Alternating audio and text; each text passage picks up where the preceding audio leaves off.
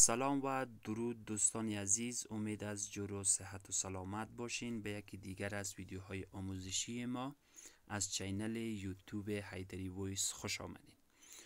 دوستای عزیز، آیا شما پسورد و ایمیل فیسبوک خود را فراموش کرده اید؟ اگر فراموش کرده اید نگران این موضوع نباشین، ویدیو را تا آخر تماشا بکنین. این مشکل شما انشالله که حتما حل خواهد شد. خب دوستای عزیز، به خاطر بازیابی کردن ایمیل و پسورد فراموش شده ما نیاز است که وارد حساب جیمیل خود شویم. خب ما رفته از این قسمت جیمیل خود را باز میکنیم. دوستان عزیز، شما جیمیل میتونین هم از طریق براوزر کروم باز کنین و هم از طریق جیمیل باکس. در این قسمت آمده، ما در این قسمت داریم جیمیل باکس. زمانی که بالای جیمیل باکس خود کلیک میکنیم، بالای سایت جیمیل خود کلیک میکنیم، جیمیل ما از این قسمت باز میشه. زمانی که جیمیل شما باز شد، در قسمت پروفایل جیمیلتون کلیک میکنین. یک بار از این قسمت شما انتخاب میکنین. در قسمت بالا نوشته است که manage your google account. بالای از این آمده ما شما کلیک میکنیم. بعد از اینکه بالای از این کلیک کردیم، از این قسمت ما شما موضوعات بیشتر است که ما انتخاب میکنیم. پسورد منیجر. بالای پسورد منیجر کلیک میکنیم. صفحه بعدی باز میشد که از این قسمت 3 گزینه داریم: facebook.com، google.com و اینستاگرام.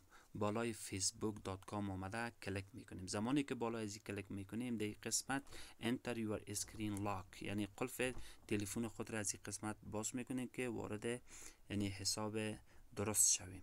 use pattern، بالای از کلیک میکنیم. در قسمت پترن خود را اجرا میکنیم و بالای کانتینیو کلیک کرده بعدا این صفحه بر ما ظاهر میشد. خب دوستای عزیز، در این قسمت فیسبوک هایی را که جور کردیم، در این قسمت هم ایمیل ذخیره شده و هم پسورد ذخیره شده.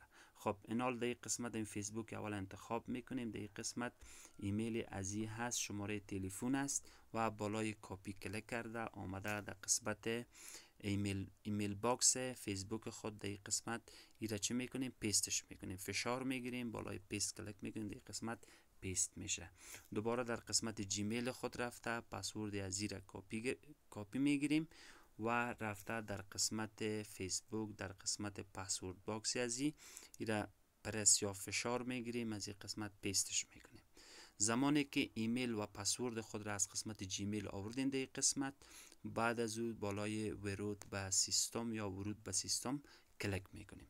زمانی که کلیک کردیم، فیسبوک ما به شکل موفقانه بازیابی میشه و این بود طریقه بازیابی کردن رمز و ایمیل پسورد.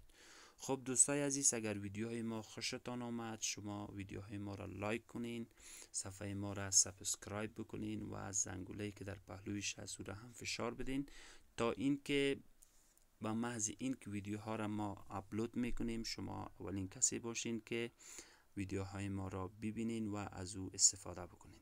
تشکر از اینکه وقت ماندین و ویدیوی ما را تماشا کردین.